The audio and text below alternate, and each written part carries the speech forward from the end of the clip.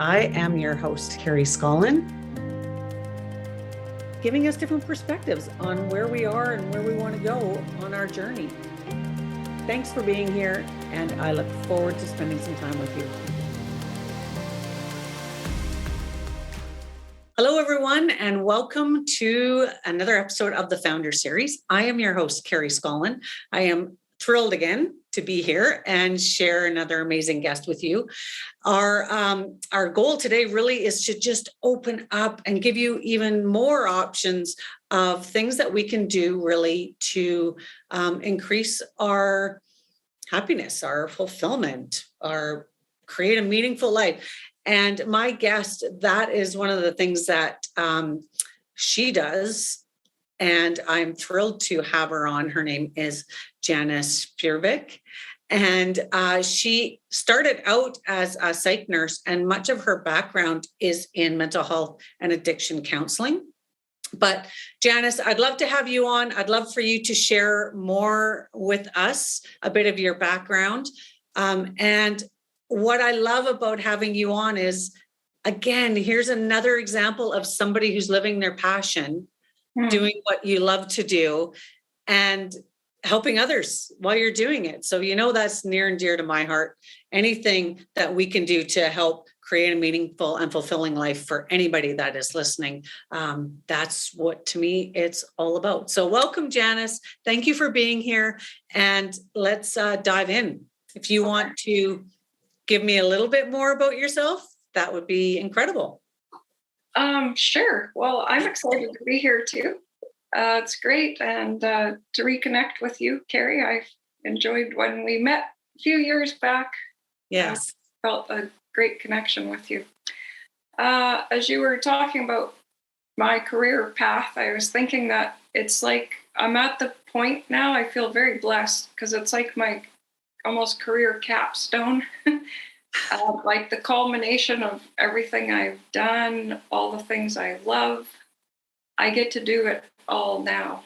And when I look back over the years where I started, and I started out as a psych nurse, I actually wanted to be a social worker, but I couldn't get into social work. So, but psych nurse has been a great path, and I worked in psychiatry. I worked with seniors for a period of time, which I loved, and then ended up in mental health and addictions. I worked doing interventions for a few years. Wow.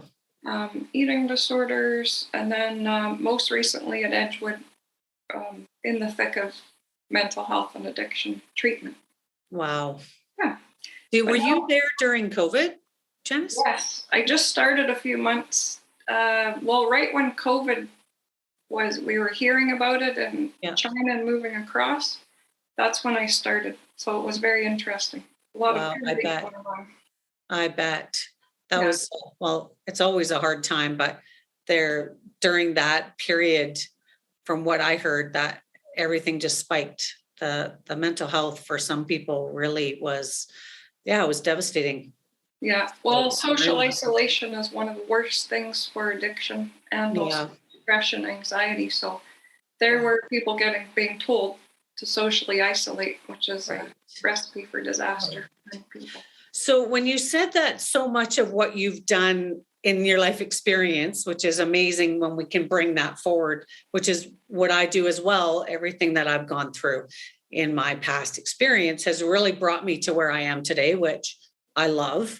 I look back at some of those experiences and wow, have they ever shaped who I am?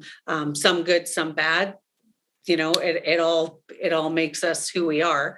But when you talk about what you've come through and the things that you've learned, the training that you've taken, from the sounds of it and what I've picked up is a lot of what you do. Do you try to incorporate the mindfulness piece in? Yes, absolutely. I'm very as passionate about mindfulness as you are. Yes. And that's because, like, even on my own journey, I've always been, working on myself, and I did a lot of personal growth and development, lots of counseling myself to be well. today. Yeah. Yeah. Not perfect, never fixed, but well and content and feel like I'm living a meaningful life.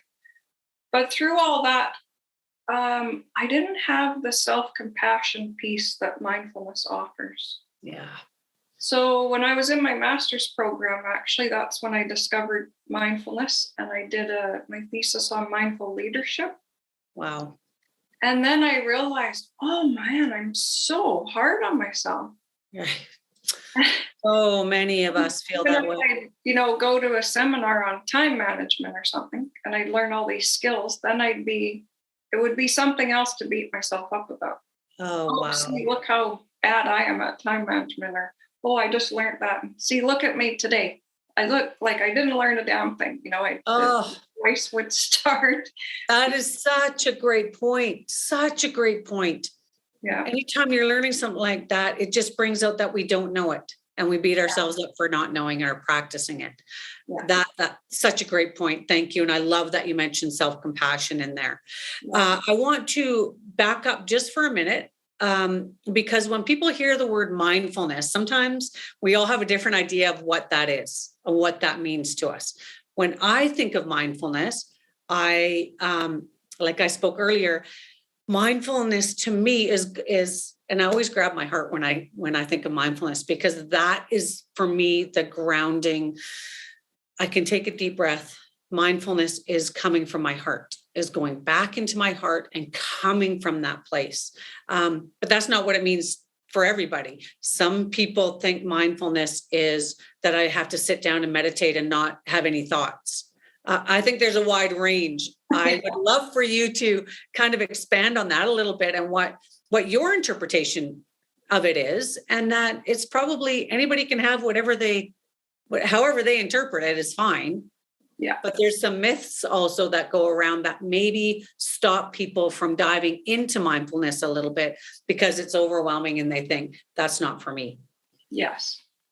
Right? Yeah. Okay. So there's a lot here. I'm excited to talk about that. So the definition I use that's kind of commonplace is Jon Kabat-Zinn definition.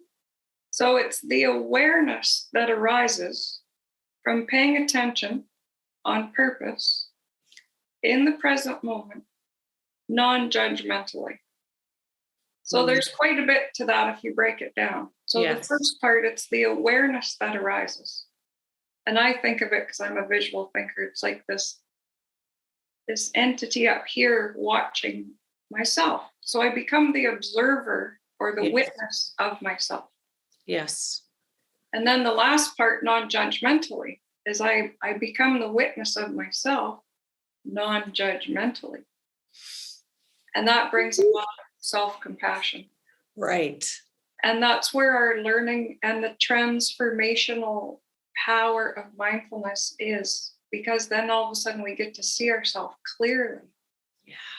When we remove the judgment or the shoulds, I shouldn't be doing that, or I should be doing this. It's like, this is what I'm doing. Wow. This is me. This is the choices that I'm making right now. So it brings so much clarity. And then with clarity, we can make choices that move us in the direction of our values and our goals and what brings us meaning, rather than just going on autopilot all the time without wondering, well, how did I get here? Like, how did I eat this bucket of ice cream? I don't even remember taking it out of the freezer. Right. Awareness is a huge part of my journey. I think that was a game changer. Yeah. Because like you said, I did feel like I was on autopilot and I was completely unaware of what was going on in my head, but it was just a program that kept going and going and going. I wasn't even aware of what I was saying to myself. So again, you've brought back that self-compassion piece and the being non-judgmental of yourself. Like there have been choices that we've made that we're not so proud of, but to be able to just come back and go, okay, that's what I did at that time. And that was the best that I had. Yeah. So to remove that judgment and move forward is part of the mindfulness practice. Yeah. I always tell my clients, we have two superpowers, or I encourage everybody to develop these two superpowers. One is awareness And the second is acceptance. Ah, Yeah. beautiful. Beautiful. And that leads to change, to choice and change. Yes. So awareness, acceptance, choice, change. Hold on, I got to write that down. Awareness, acceptance, choice. Did you say? Yeah, it leads to choice. It's a choice. And then that results in change. Change. Oh, Yeah. That's huge. That's huge. If anybody gets anything out of this right now, it's that. Like, seriously, awareness, acceptance is another. That's just, it was a hard thing for me to come to. Yeah. But, and it's something that may not come overnight, but again, it's a practice, right? It's that repetition. It's being aware when we're not in acceptance and accepting things for how they are and people for who they are. What is, oh my God, it's massive. It's It sounds simple, but it's not easy. It's not easy. Yeah. Yeah, that acceptance piece. And then, when we think about our society and all, like, we're constantly hearing, well, that shouldn't happen. This shouldn't be this way. This shouldn't. Well, you know what it is. So let's just accept how it is and stop shoulding it. And then we're going to actually get farther, I think, into a sustainable solution. And it's such a powerful place to be in when you're have reached that acceptance point, because it's like you're no longer resisting it. Yeah. Anything that you're resisting, you're going to keep getting back more and more and more. And that acceptance piece to me feels like, okay, I've dropped the resistance. I've accepted it. Now what do I do? So it's like a moving through process almost. Yeah. There's a common statement in mindfulness, which is awareness plus resistance equals suffering. Oh, wow. Resistance. You're throwing some good stuff out there. It really is. I just want to circle back to the myths, because so many people think mindfulness is just about sitting and meditating and breathing and relaxation. Mm-hmm. So then when they might try it or try meditating or just breathing and they don't feel relaxed, then they think, oh, I failed. I can't. Mindfulness doesn't work for me. But that's because they're living in the myth of mindfulness.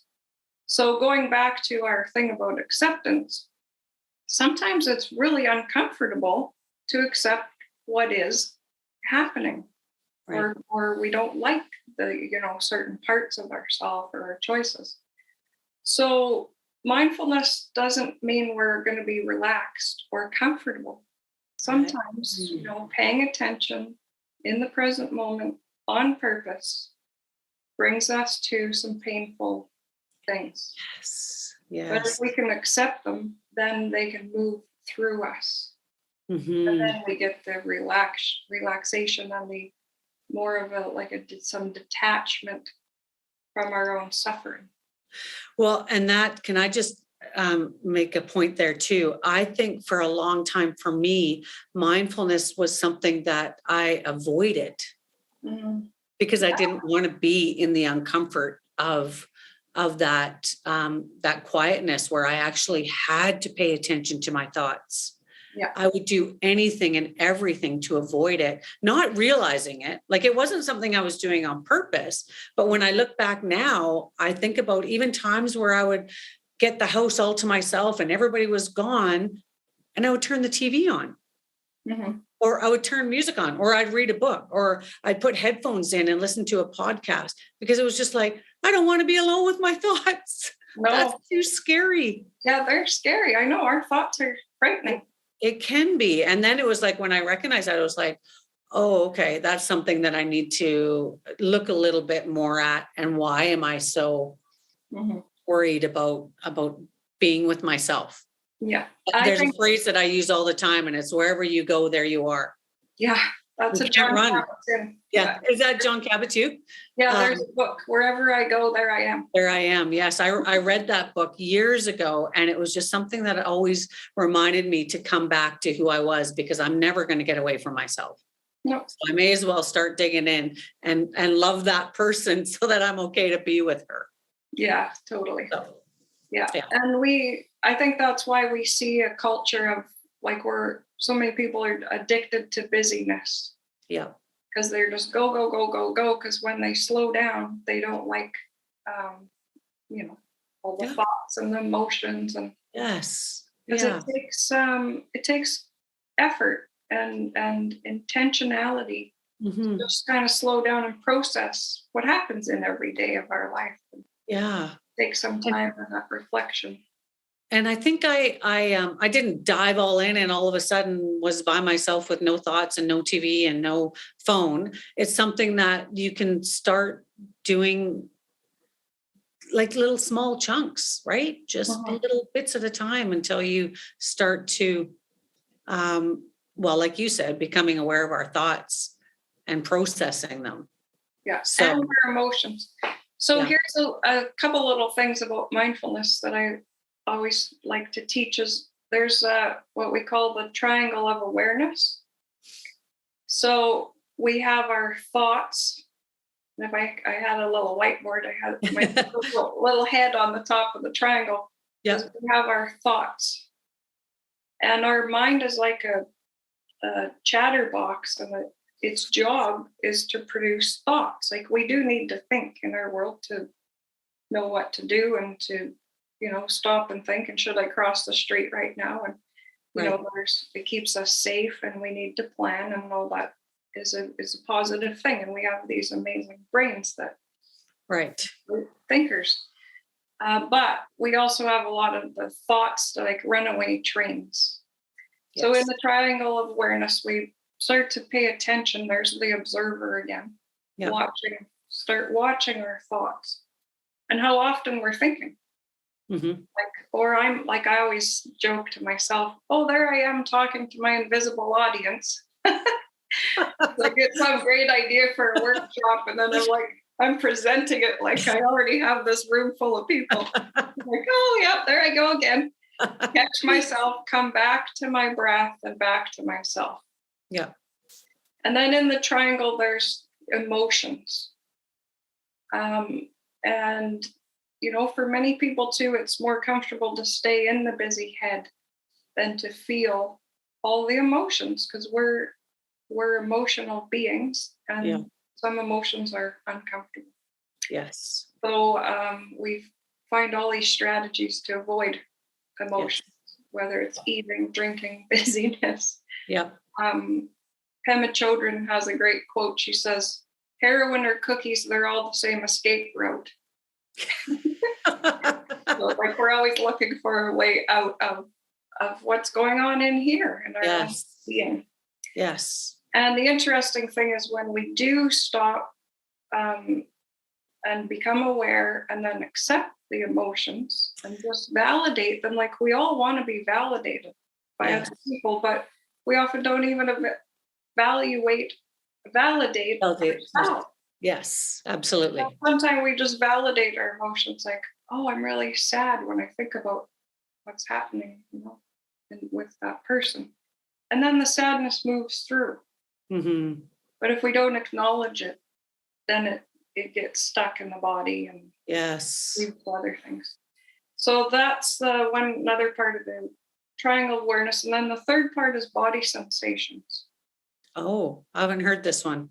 Yeah, so just Okay. noticing like what happens. So when we have an emotion, say you're watching a TV commercial and it's one that is really touching. Yeah.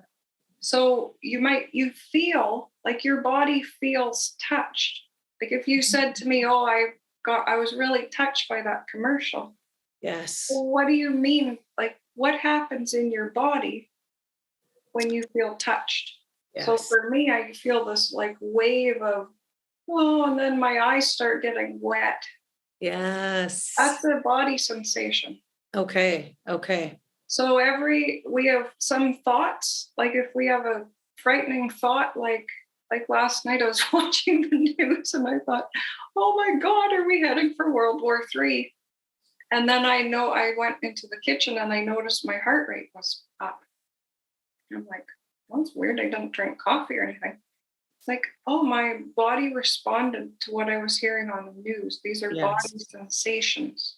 Wow. So with that awareness, again, it's like, oh, I need to be careful what I watch. And there my thoughts went down the runaway train into, okay, that was on the news. Yeah, that happened. But my thoughts spun a whole story. Totally. And So that's the awareness piece. yeah. So then now I'm aware I did that, stop the thoughts, because that's not happening. That's not in the present. Right. And notice how it's impacting my body sensations. Yeah. And body sensations are really important because they're actually our first language of the body. Like if you think of say you're walking down a street late at night in Calgary there, and you're the only one, and all of a sudden you see this big figure with a black hoodie on and a big crowbar or something. Yeah. Your body is going to tell you, get the heck out of here now. Absolutely. And your psoas muscle is going to kick in and you're going to run. So that's all going to happen before you stop. You're not going to stand there and think, oh, gee. Yeah. Right? Now's a good time to meditate. Yeah. I don't think so. Respond, right? So, and I think in our culture, we are not encouraged or taught like this is the first time you've heard about body sensations. Yeah, in that frame or that sense, I've heard our body, how it reacts, but sensations I like that word. Yeah. I don't know. Yeah, it's good to learn. Yeah. So if I could use that to talk about a couple other things I do. So, yes, let's do that because we're already running out of time. So, my God. So two things. I do forest therapy. Yes. What is that? Like, that intrigues me. Yeah. So I take people out into nature. Could be the forest, could be the ocean. Some guides. I'm trained through an association called Association for Nature and Forest Therapy Guides and Programs. So some live in the desert. So it's nature and forest therapy. I use forest therapy because we're so blessed here with the abundance of forest. But yes.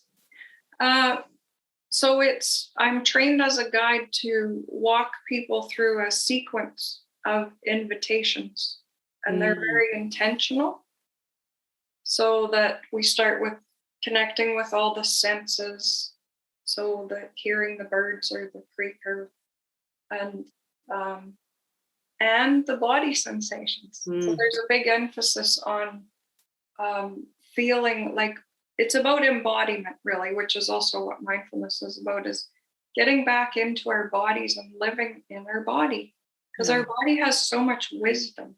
Mm-hmm.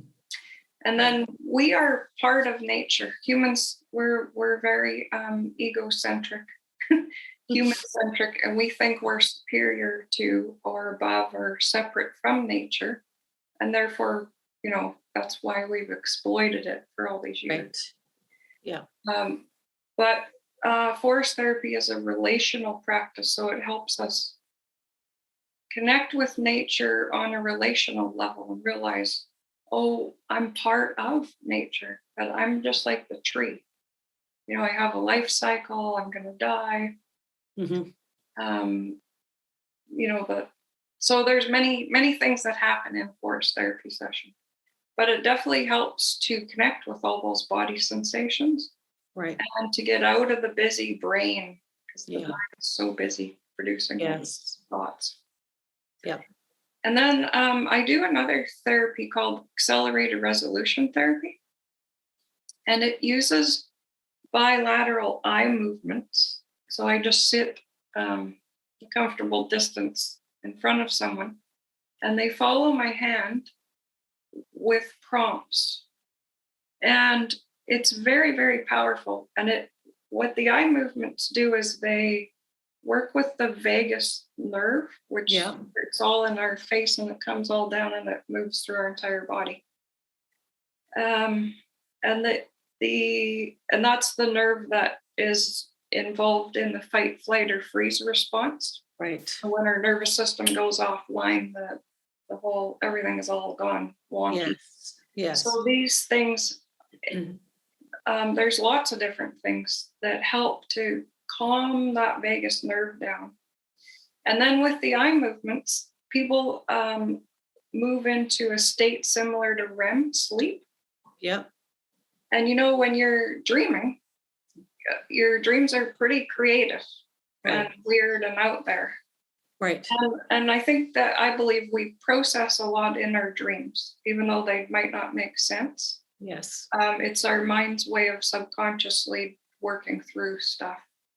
So when people use the eye movements and then they move into a different brain state, they can take a situation like a traumatic thing, say a car accident. And then I would have them see themselves having the car accident. So you do that, and then all the body sensations come up. Oh, wow. Because we lock things in our body that we don't know how to process. Yes, I believe that for sure. We trap those emotions in there when we don't process them. Yes. And it's not that, that's something wrong with us. We just, or the system becomes overwhelmed. Yep. So we just tuck all these things away. Right. So the sensations come up and then we process them out with the eye movements. So you actually don't feel them for more than 30 seconds. Wow. I have never heard of that either. The rapid eye movement. It's a really, really amazing therapy. And I love the combination of all the things I do because I teach people mindfulness, like how to get a handle on your thoughts and how to start observing all your body sensations, processing emotions, and creating more of a greater space or capacity for uncomfortable emotions, so we don't feel like we have to push them away. Right. So, Janice, we've only got like 3 more minutes. So I know it went way too fast. So what would you suggest for somebody who may be very new to starting to practice something? Like they may be just looking for something to start a practice with.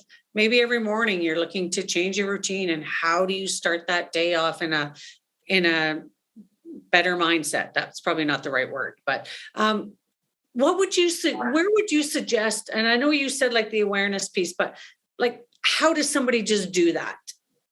Like, where would you suggest to start? Is it 5 minutes of walking in the forest? Like, I don't know what would be.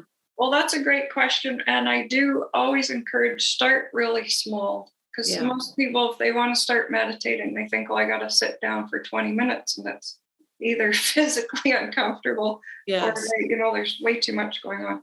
Yeah. So just try it for a couple minutes. Yeah. And combining it with nature is amazing.